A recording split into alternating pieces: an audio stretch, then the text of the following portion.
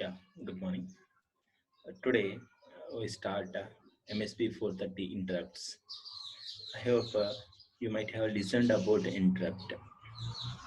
Interrupt, either it may be due to the external device or it may be due to the internal program. Accordingly, calling it as hardware interrupt or the software interrupt. Okay, based on its need, based on its necessity, it is going to generate the interrupt by the hardware. And similarly, whenever some uh, a deviation occurred from the normal programming, and when there is a undefined symbols occur, undefined execution is going to occur, in those times the interrupt is to be generated. Those we call it as the software interrupts. Okay, let me see how the interrupt work. See, as in the diagram in the first step, so this is the main program that is taken care by the CPU now. Meanwhile, an interrupt occur, either it may be due to the hardware or due to the software. Okay, for example, it may be due to the UART, GPIO, timers, ADC, and some other peripheral in the MSP430. And whenever it occurs, it sets a flag.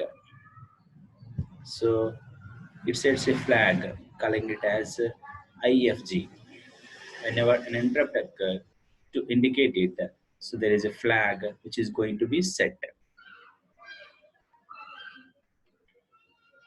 And whenever it is going to set, whether it is to be executed or not, so we have a normal procedure in MSP430 that you can observe in this diagram, calling it as interflow diagram.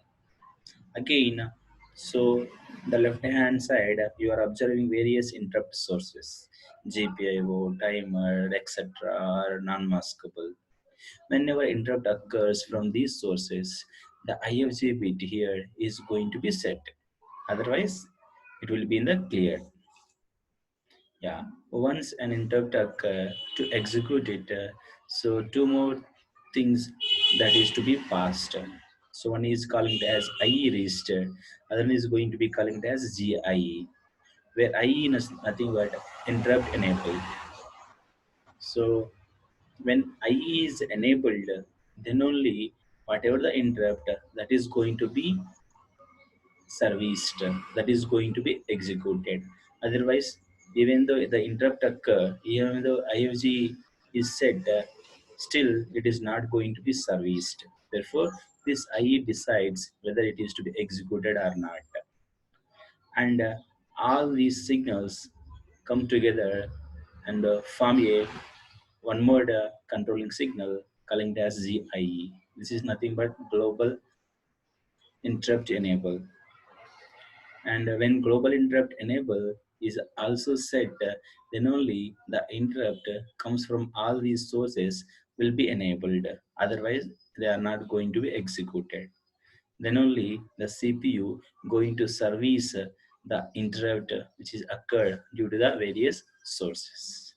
And you can observe one thing that for NMI there is no need of the GIE.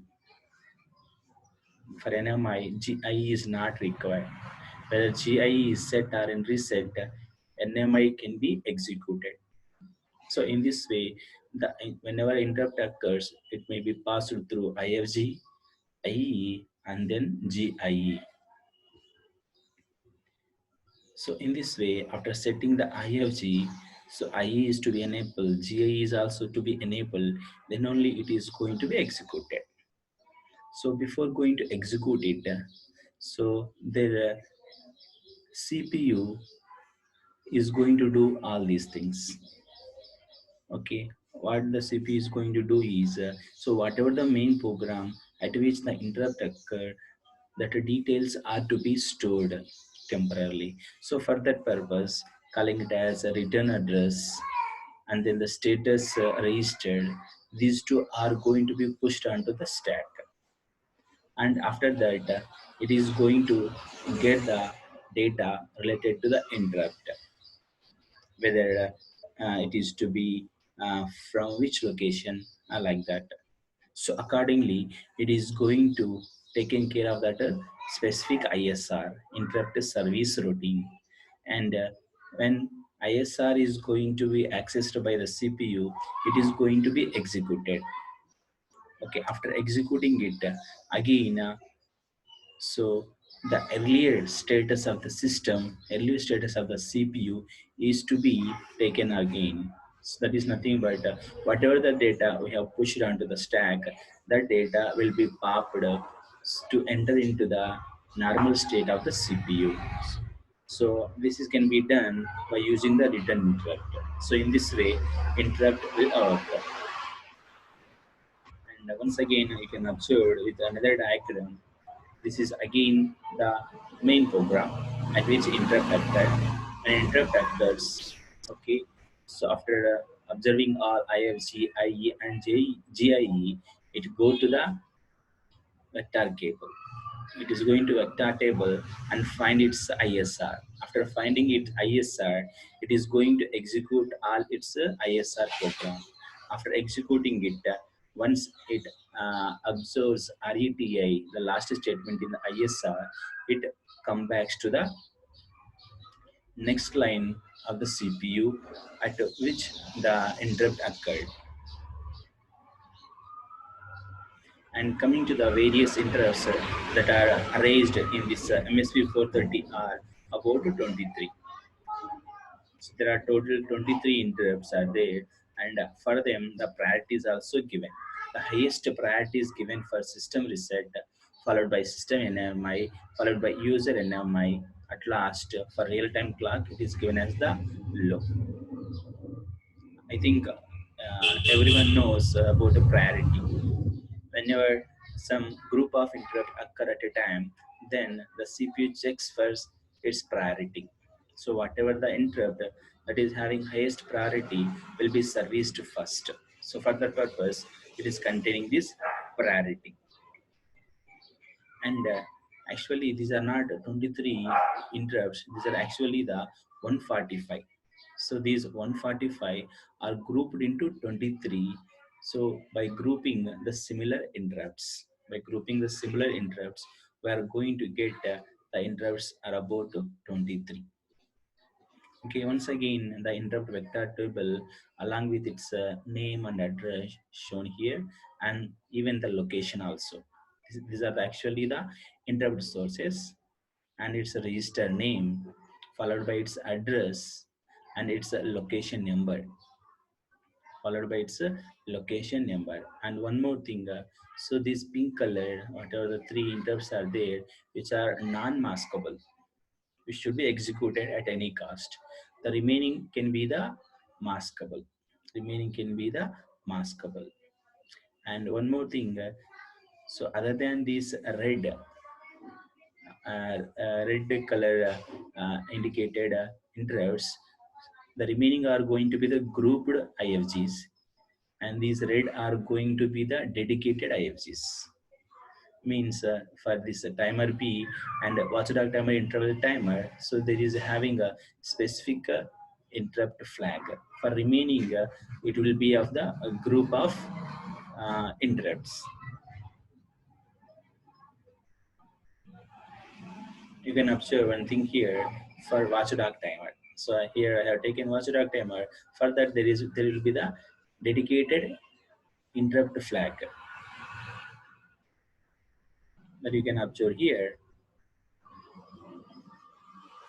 So for bit 0 to bit 7 of GPIO port 1. So for each bit there will be interrupt. However, all these are similar, hence grouped together to form a grouped IFG. And whereas for TACCR 0, so this will be the dedicated IFG. And for remaining all these TA to TACTL, there will be again one grouped IFG.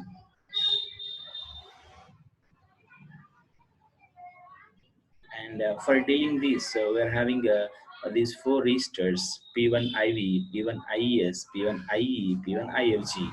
P1 IV, it contains interrupt vector.